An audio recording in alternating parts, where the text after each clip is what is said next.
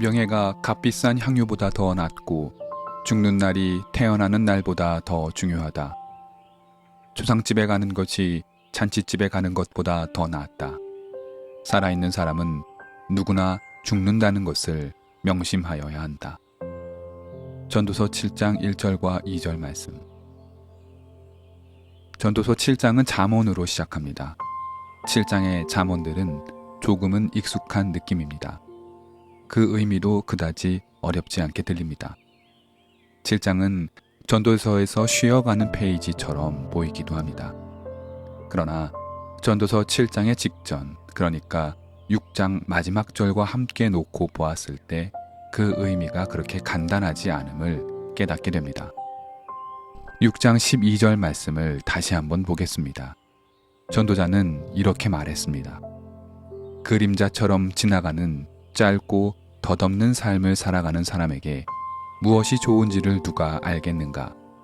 사람이 죽은 다음에 세상에서 일어날 일들을 누가 그에게 말해줄 수 있겠는가? 전도자는 냉정한 어조로 말합니다. 그림자처럼 짧은 생을 살아가는 인간이 좋고 나쁨을 어떻게 구별할 수 있으며 설사 그 구별이 옳았다 하더라도 그가 죽은 후에 그 좋고 나쁨이 뒤바뀔지 누가 알 수 있겠느냐라고 말합니다. 옳음에 대한 판단과 선함에 대한 기준을 함부로 세우고 판단의 근거로 사용하는 일에 대한 무서운 경고입니다. 이 말씀 직후 오늘 본문이 시작하는 것입니다. 전도자의 의도는 사람으로서는 옳고 그름에 대한 절대적 기준을 함부로 세울 수는 없으나 무엇이 그나마 나은 삶인지 정도는 알 수 있다라는 입장을 보여줍니다.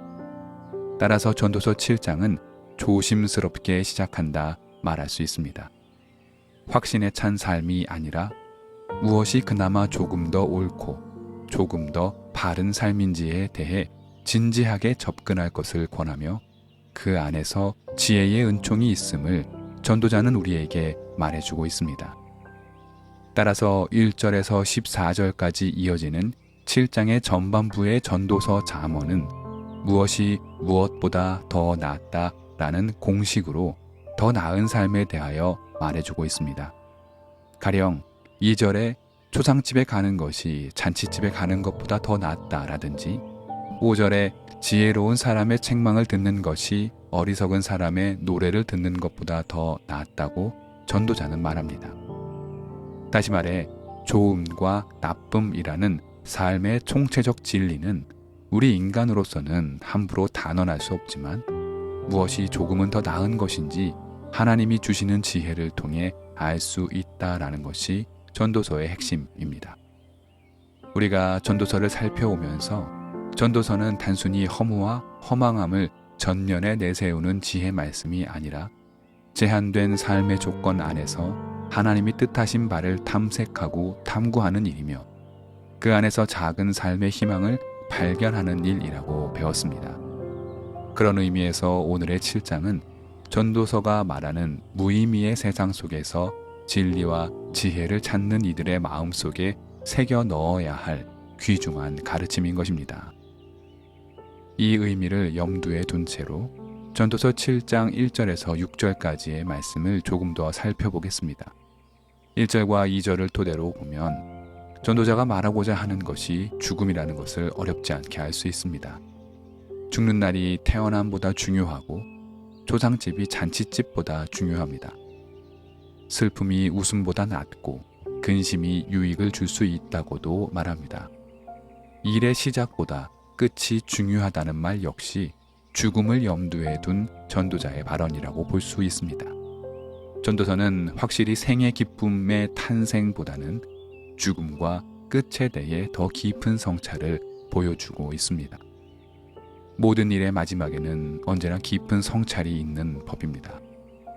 누군가의 성공을 통해서도 우리는 좋은 성찰을 얻기도 하지만 언제나 그보다 더 큰 성찰은 누군가의 마지막을 바라볼 때입니다. 제 아무리 멋지고 성공적인 삶을 살았다 하여도 그 마지막이 어둡고 비참한 것을 우리는 몇몇 경험을 통해 알고 있습니다. 입버릇처럼 말하는 사람 인생 모른다라는 것과 같은 맥락인 것 같습니다.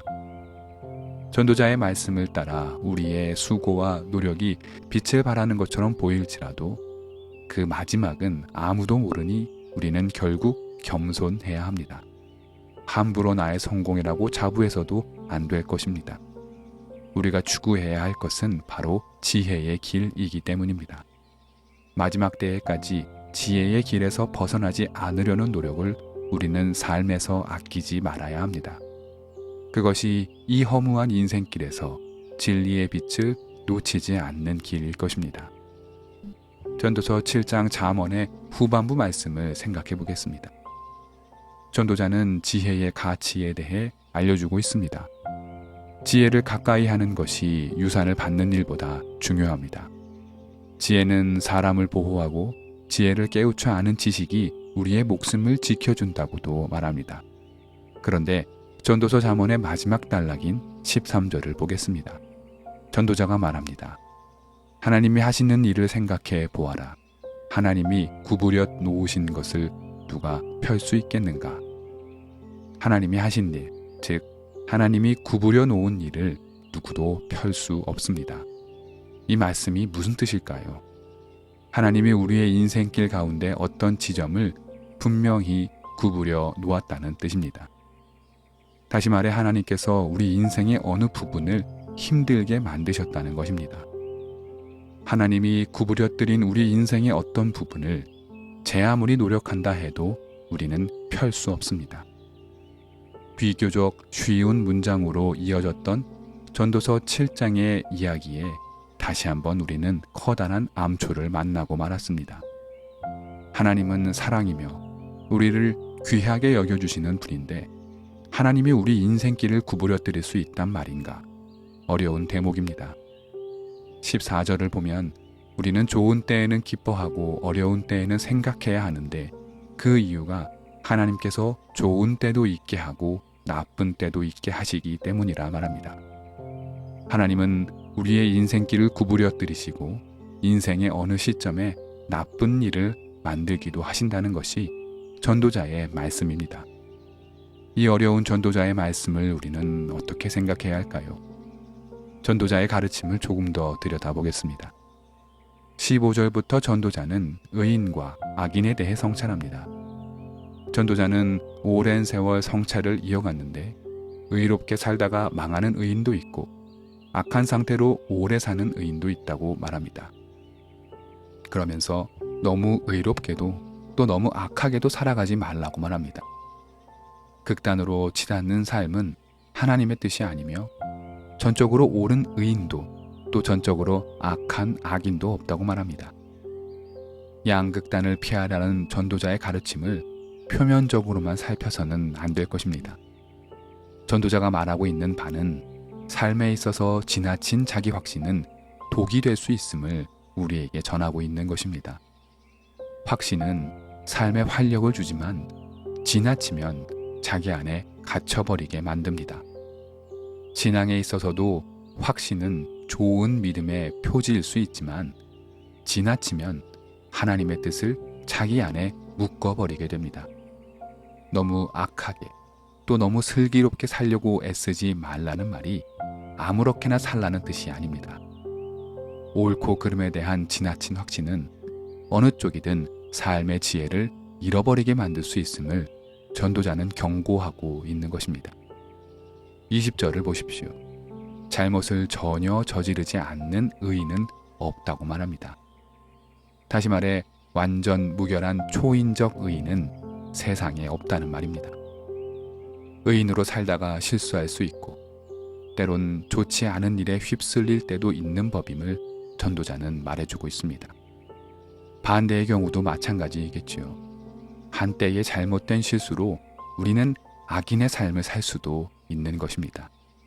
그러나 그의 인생길 어느 때에 마음을 돌이켜 다시금 의인의 삶을 살 수도 있는 법입니다. 전도자가 우리에게 바라보라고 말하는 바가 이와 같은 삶의 복잡한 다면성입니다. 이 다종다양한 삶의 모습으로 말미암아 우리는 어느 것이 전적으로 옳다 또는 그르다 말하기 어렵고 또 이런 것들을 생각할 때에 조심스러워야 하는 법입니다. 이 의미를 염두에 둔 상태로 조금 전 하나님이 우리의 인생길을 구부려뜨릴 수 있음을, 또 때로는 막을 수도 있음에 대해 다시 생각해 보겠습니다. 만약 하나님께서 나의 삶에 반드시 복을 내려준다고만 확신하는 사람이라면 우리 인생길을 구부려뜨리는 하나님을 인정할 수 없을 것입니다. 그런 하나님은 존재하지 않는다고 부정하겠지요. 하지만 마음속에 나의 확신이 아니라 하나님을 향한 신뢰로 가득한 사람이라면 하나님께서 내 인생길 가운데에 어느 부분을 막을 수도 있지라고 충분히 받아들일 수 있을 것입니다. 물론 그것이 간단하고 쉬운 일은 절대로 아닙니다. 괴롭고 힘이 드는 일입니다. 그러나 믿음이 자기 확신이 아니라 하나님을 향한 신뢰라고 한다면 때로는 하나님이 나의 길을 막을 수도 있음을 그 역시 믿음으로 받아들여야 하는 것입니다.